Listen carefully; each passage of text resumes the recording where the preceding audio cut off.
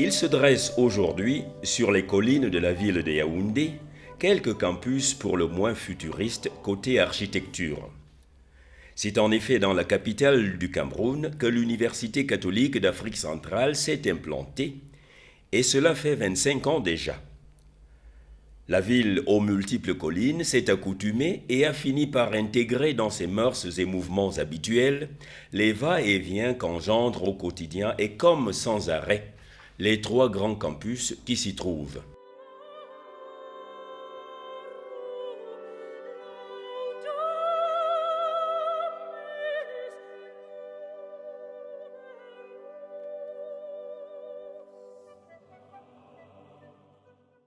Un quart de siècle donc, et naturellement, beaucoup d'eau a coulé sous les ponts. Divers capitaines se sont succédés aux commandes du bateau.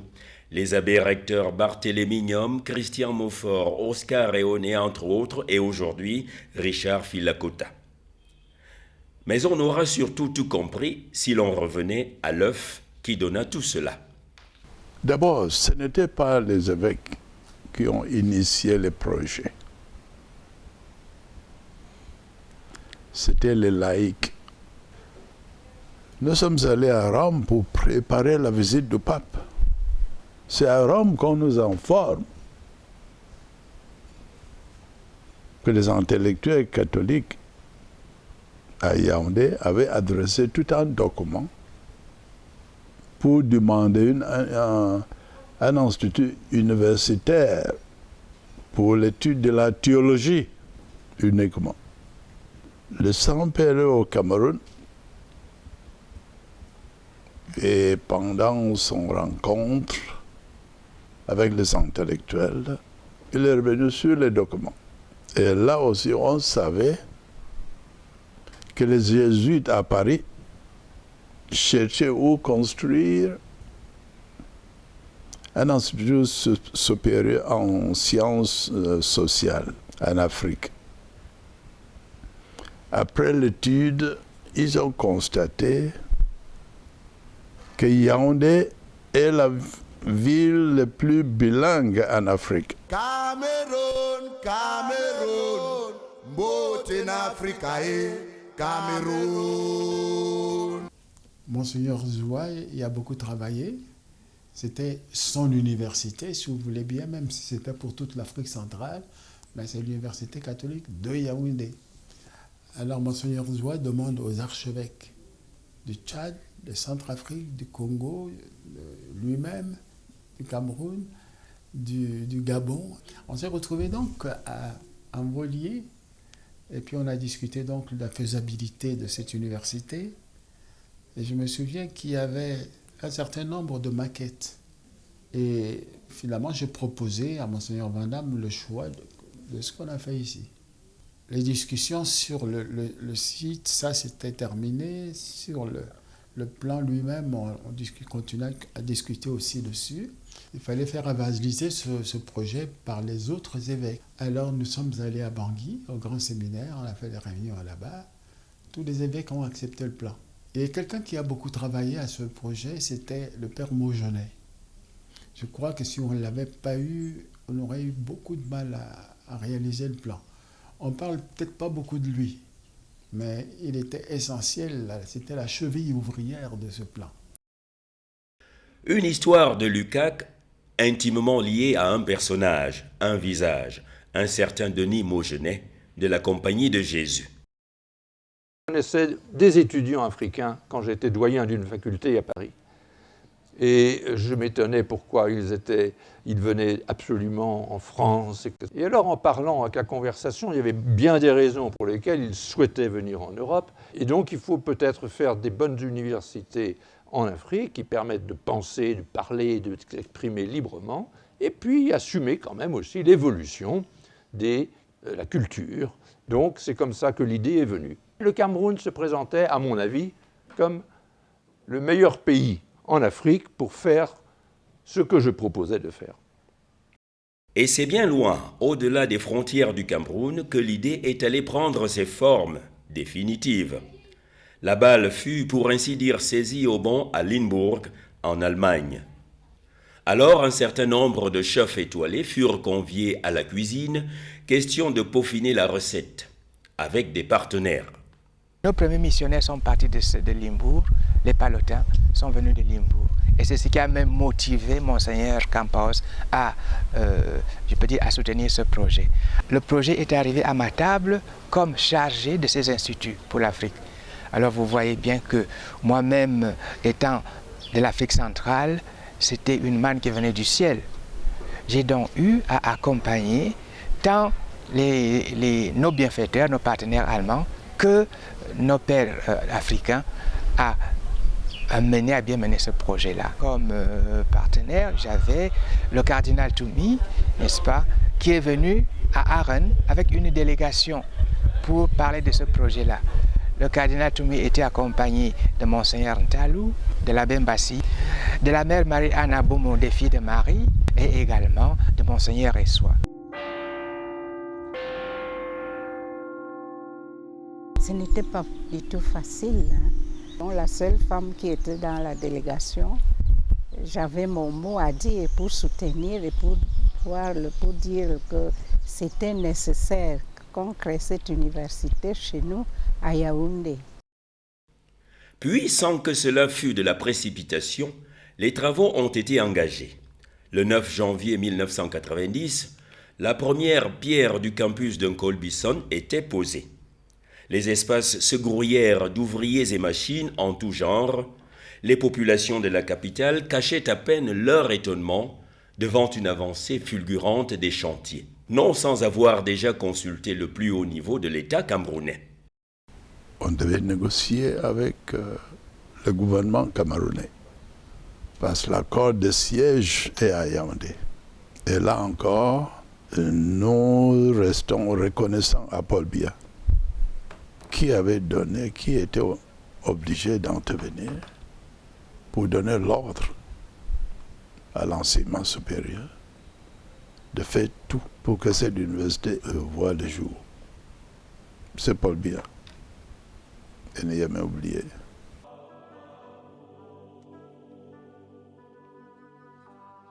Bientôt l'inauguration officielle. Elle s'étend sur 2 jours de célébration, clôturée le 7 décembre 1991, en une Eucharistie solennelle conduite par le propre évêque de Limbourg, Monseigneur Franz Kamphaus, celui que l'histoire retint désormais comme l'avocat de l'UCAC.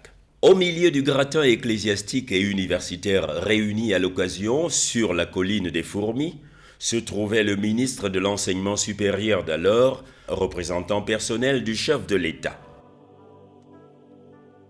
L'Université catholique d'Afrique centrale, depuis longtemps rêvée mais conçue juste quelques années plus tôt, était vraie dorénavant, une réalité.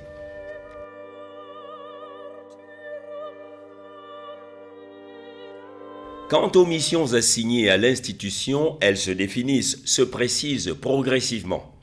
Celles des responsables notamment, dont la chancellerie, à qui le droit pontifical octroie le rôle de faire observer et respecter les prescriptions du Saint-Siège en matière d'enseignement et formation universitaire. Le grand chancelier que je suis, statutairement, préside le Conseil supérieur. Et le Conseil supérieur, c'est l'émanation des représentants des différentes conférences épiscopales de notre sous-région. Et cette instance est une instance de validation et qui accueille, approuve et aide à concevoir le travail qu'animent les équipes rectorales ainsi que l'administration ordinaire. Nous avons dit Saint-Siège, ce qu'il attend précisément.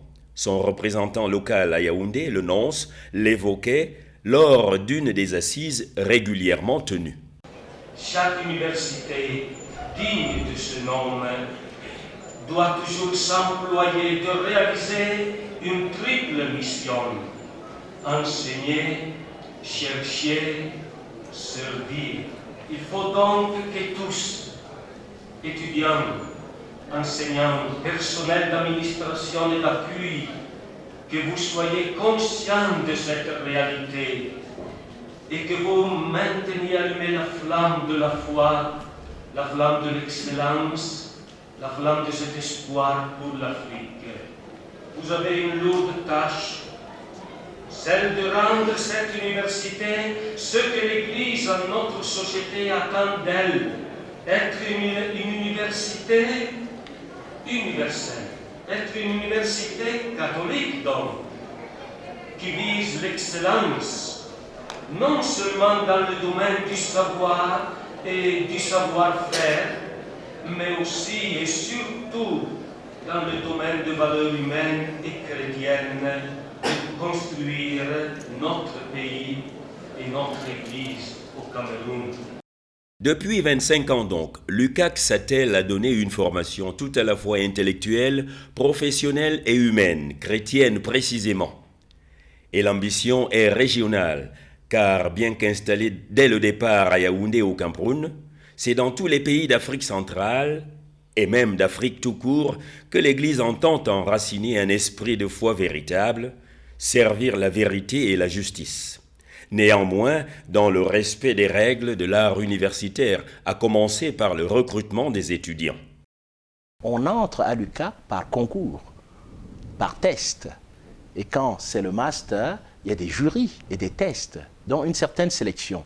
Notre premier motif, c'est former, bien former, en vue d'une participation et d'une implication dans le développement intégral de la personne et du projet de développement humain, qui est le bien-être humain, sans oublier ses valeurs éthiques, ses valeurs de transcendance. Les diplômes de l'Université catholique ont une grande valeur parce que nous y apportons l'exigence et la loyauté face au système de l'enseignement supérieur du Cameroun. Nous y mettons du contenu dans les itinéraires, dans les curricula, dans les programmes, n'est-ce pas, que nous offrons à nos étudiants à travers toutes ces filières. Ils sont sensibilisés, ils sont impliqués dans des dynamiques pratiques, des dynamiques de stage, d'évaluation de stage, de conduite des stages. Ceci a pour résultat que le taux d'employabilité de notre CAC est de l'ordre de 98%. Dans ce sillage balisé, tracé, se trouve une faculté de théologie dont le but est d'approfondir la doctrine catholique en l'appliquant aux problèmes que se posent les hommes. La faculté de théologie de l'Université catholique d'Afrique centrale est une institution qui obéit au système LMD. Nous avons un premier cycle de licence qui dure 3 ans.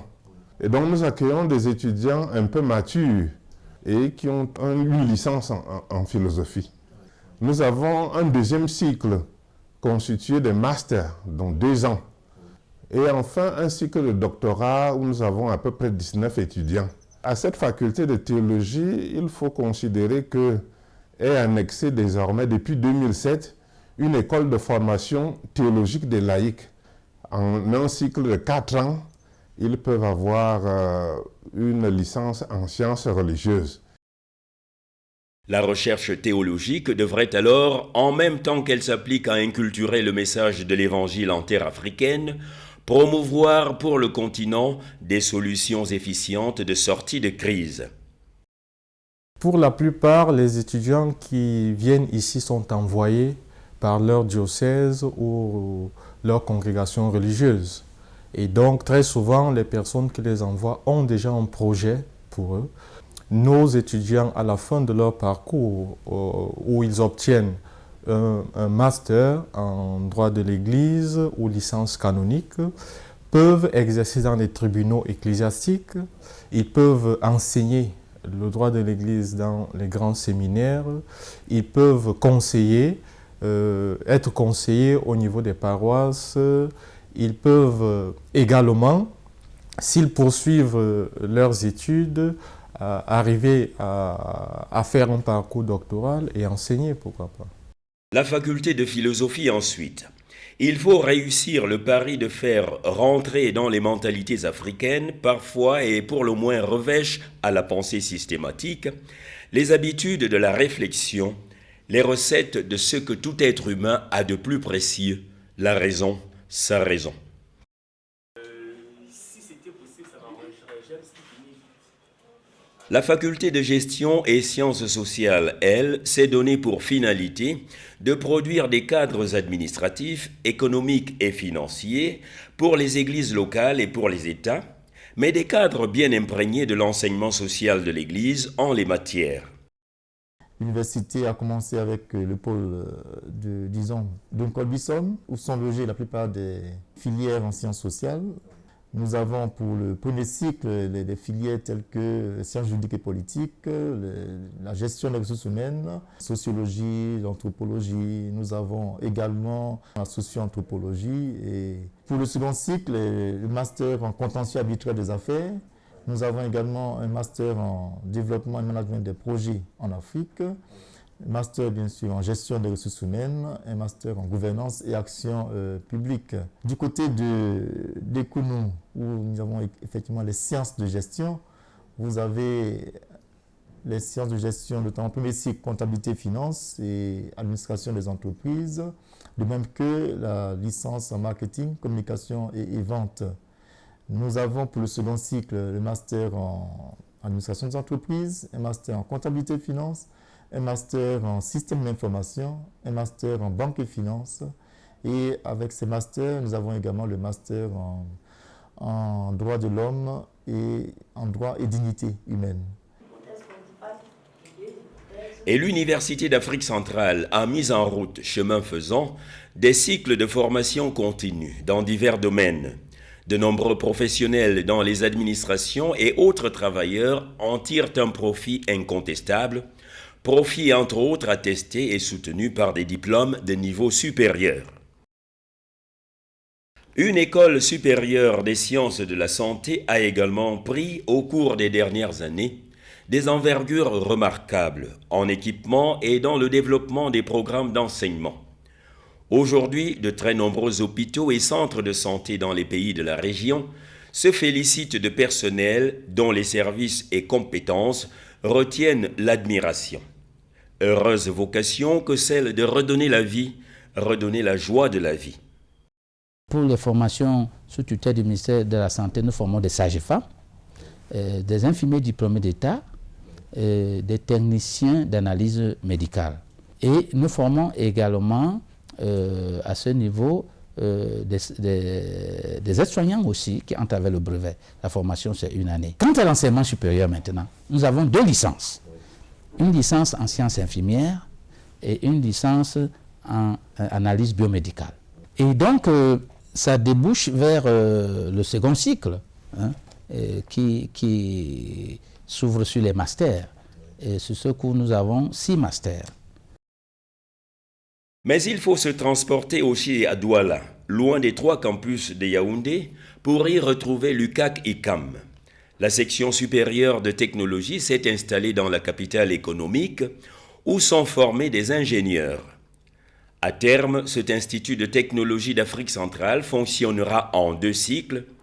Le premier à Pointe-Noire au Congo-Brazzaville, pour l'instant attendu. Le second d'ores et déjà fonctionnel dans la ville de Douala.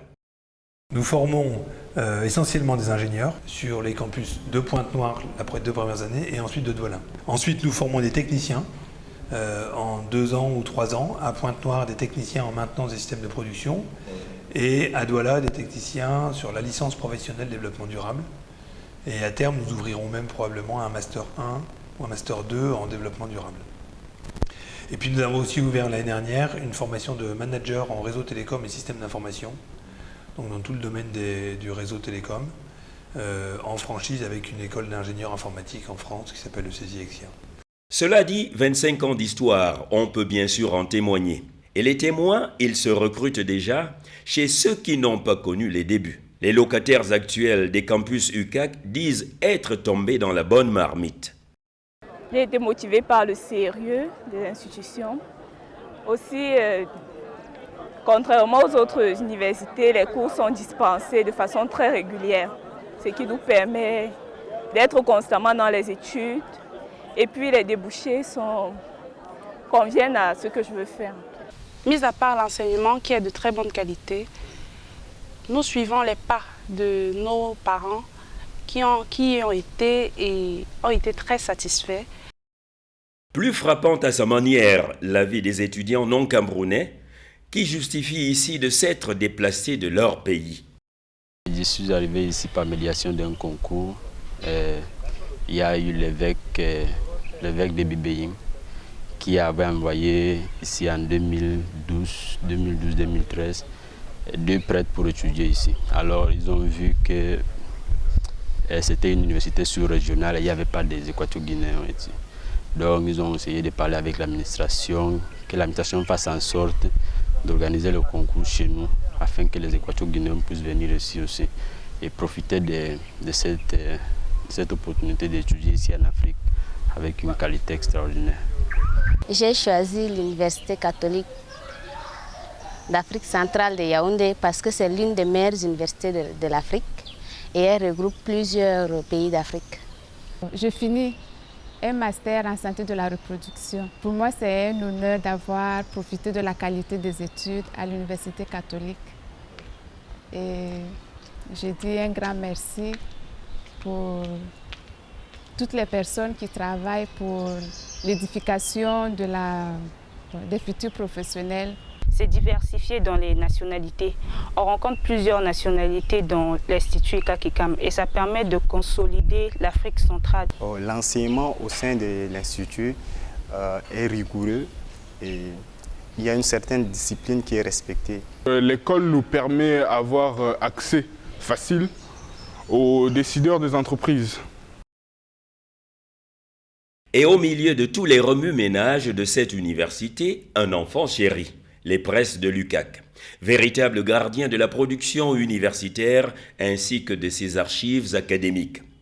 Livres et revues se comptabilisent aujourd'hui par centaines, des milliers sans doute, à telle enseigne que l'on doive dire l'UCAC et ses livres, désignation plus complète. Et comme ventre affamé pourrait n'avoir pas d'oreille dans les amphithéâtres d'une université aussi, tous les campus de l'UCAC sont dotés de restaurants de bonne tenue, ces lieux où étudiants et enseignants peuvent refaire le plein d'énergie grâce à un personnel très attentif de serviabilité. Des résidences universitaires ont également été multipliées, qui accueillent en des cadres presque de rêve ceux des enseignants et étudiants qui le désirent, étrangers prioritairement. Et dans l'ensemble, il y a de quoi aimer études et recherche. Ce que disent d'ailleurs avec force les bilans dressés, entre autres par d'anciens bénéficiaires de l'UCAC. Une satisfaction également éprouvée a par exemple amené les étudiants, y compris de la première heure, à se ressouder dans une association. Beaucoup d'efforts sont faits pour maintenir le niveau, pour maintenir la qualité. Naturellement, avec les effectifs grandissants, c'est de plus en plus difficile, raison pour laquelle beaucoup de diplômés comme moi, nous nous sommes engagés pour aider l'UCAC dans cette mission-là de formation, soit à titre personnel, parce qu'il y a pas mal de diplômés qui viennent donner des cours, qui viennent partager leur expérience avec les jeunes générations, soit à titre de groupe, notamment à travers la FIDUCAC, en organisant un certain nombre d'activités. Ça et là, on les retrouve, ces anciens, en pays de la région et bien au-delà, sur des terrains où, reconnaît-on, les fruits portent certainement plus que la promesse des fleurs. C'est une zone d'excellence. On produit énormément de jeunes africains qui sont un tout petit peu partout avec la qualité et le sérieux qui caractérisent cette université. Quand il s'agit d'aller dans les séminaires, les colloques internationaux, on voit des jeunes Africains brillants et quand on les approche, on nous dit qu'on a été formé à l'université catholique. Vraiment, c'est une vraie fierté. Les anciens Tchadiens rayonnent à tous les niveaux. Pour ne citer que quelques exemples, le cas de Tahir Hamid Ngilin, qui a été vice-gouverneur de la Banque des États de l'Afrique centrale. À l'Union africaine, on a Idriss Amin. Au niveau des Nations Unies, on a le jeune Saad Adom. au Tchad, à tous les niveaux, au niveau de la fonction publique, au niveau des ministères, nous avons les jeunes de l'UCAC qui assument avec de compétences des missions dans le cadre de la marche du Tchad. Autant d'échos qui pourraient légitimement flatter l'oreille des responsables de l'institution, en même temps qu'ils encouragent à faire toujours le pas de plus. Voici un peu le regard des responsables dans le rétroviseur de la machine. Nous avons formé plus de 10 000 diplômés. C'est des compétences qui sont déjà sur le terrain, qui interviennent dans les grosses institutions, au niveau international, au niveau régional, au niveau national, alors aussi bien dans le secteur privé que dans le secteur public. Toutes ces compétences qui ont été formées au cours de ces 25 dernières années, aujourd'hui, rendent de précieux services à nos nations, à nos sociétés, à nos entreprises, à nos églises. Et c'est ça qui fait un peu la joie et la fierté de l'Université catholique. Un grand spécialiste international me dit: je suis allé dans un cabinet mondialement reconnu et j'ai été surpris de voir que bon nombre des employés sont des anciens de l'UCAC. En somme, dès le départ, l'université est devenue la pépinière des cadres dans la sous-région. Un regard porté vers l'arrière, certes, le premier quart de siècle de l'UCAC, mais ensuite qui se tourne vers l'avant, l'avenir qui ne cesse de se dessiner sous forme de défis aussi nombreux qu'immenses. L'Université catholique d'Afrique centrale sera-t-elle donc effectivement le sel de la terre qu'on en attend pour une Afrique productrice de vie? Mais vous savez, le cœur de l'homme, à un moment donné, peut se pervertir et s'écarter, renoncer à ce qui est demandé. Ça n'est-ce pas, ça dépend de tout un chacun. Malheureusement, cela arrive qu'ils soient aussi, n'est-ce pas, nos étudiants impliqués dans des actes de corruption. Mon vœu aux étudiants et aux anciens étudiants de l'université. Qu'est-ce qu'ils ont fait de la connaissance qui sont acquises de cette université catholique? Quelle est la différence entre eux qui ont fait des universités catholiques et les autres?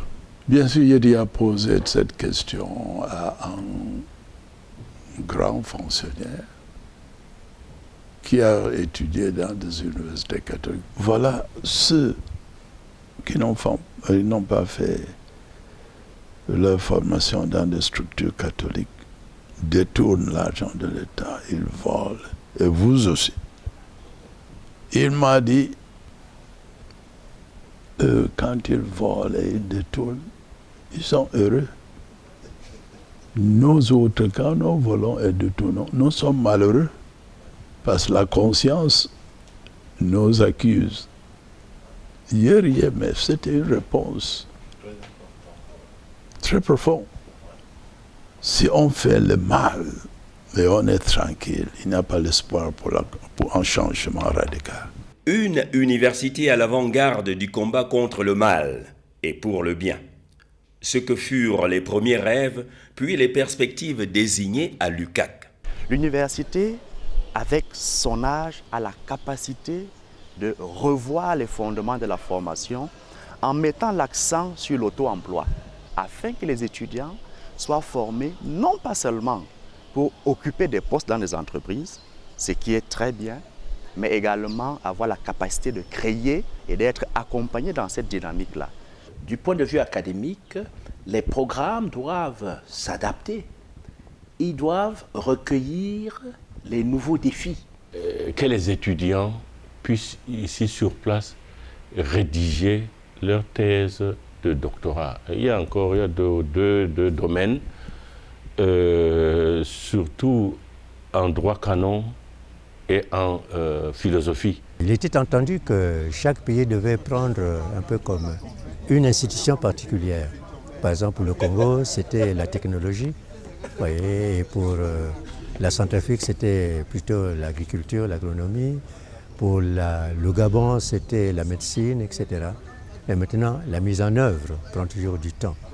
L'extension, c'est une richesse autre que ce que nous avons, parce que nous avons une jeunesse qui est de plus en plus exigeante, qui est de plus en plus formée, et que nous ne pouvons plus les cantonner dans un seul campus ou dans un seul endroit. Et nous voulons aussi, nous parlons de la synergie, de la création des élites, qui fait que des élites de l'université catholique formées en Guinée équatoriale, au Gabon, au Cameroun, au Tchad, dans les différents campus, auront une meilleure compréhension de nos problèmes de pays, des problèmes de développement de nos pays, que s'ils ont été formés dans un seul campus. 25 années d'aventure déjà, mais l'Université catholique d'Afrique centrale entend prendre le large, encore et toujours, mettant de côté ses lauriers. Pour une institution du genre, l'ambition n'est point de trop. Il y a une évolution très positive, mais aucune œuvre humaine n'est parfaite. C'est pour cela donc qu'il faut toujours la booster. Comme dit le pape, le Saint-Pape Jean-Paul II, reprenant là les Saintes Écritures, duc in altum, c'est-à-dire aller toujours plus loin. Voir à la fois ce qui a pu être réalisé et les produits exaltants que l'université a pu donner à la société, à l'Église, et en même temps se rendre compte qu'il y a beaucoup à faire encore pour améliorer ce que je pourrais appeler la performance de cette université. J'entrevois l'avenir d'abord avec sérénité, mais aussi avec beaucoup d'assurance. Sérénité, pourquoi? Parce que les bonnes bases ont été déjà posées. Assurance, pourquoi? Parce que nous avons déjà acquis un certain niveau d'expertise, d'expérience, d'itinéraire déjà emprunté, et nous sommes en mesure maintenant, avec tous ces outils et les leçons tirées de nos échecs, de nos errements, voir comment nous projeter dans l'avenir avec des moyens sûrs, des moyens forts et des moyens solides. Cette université, je la considère un peu comme ma fille. Elle n'a pas encore beaucoup grandi, mais on ne sait jamais ce que nous réserverons les périodes prochaines, où il faudra en ce moment considérer la fille comme si elle est fertile ou pas, etc. Il faudra petit à petit agrandir cette université en lui donnant les possibilités d'être vraiment la matrice de beaucoup d'enfants.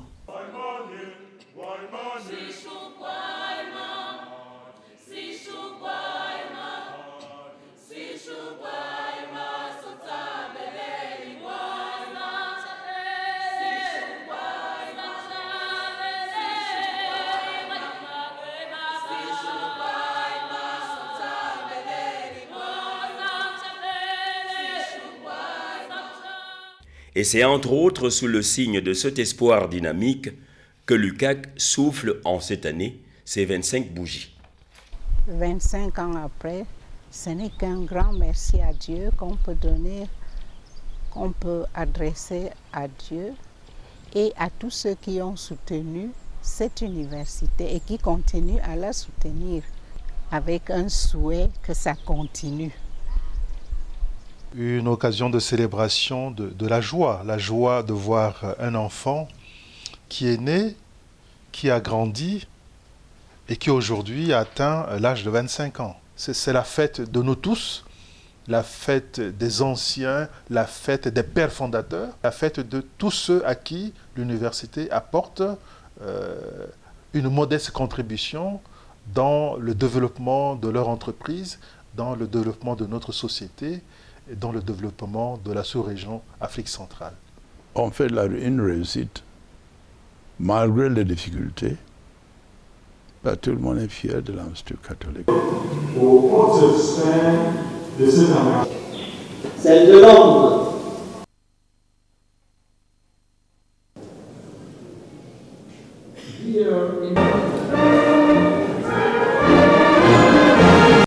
Quand on a enregistré beaucoup de succès, qu'on qu'on a eu un grand développement, c'est peut-être à ce moment-là qu'il faut être le plus vigilant, parce qu'il faut maintenir une réputation, il faut maintenir une progression.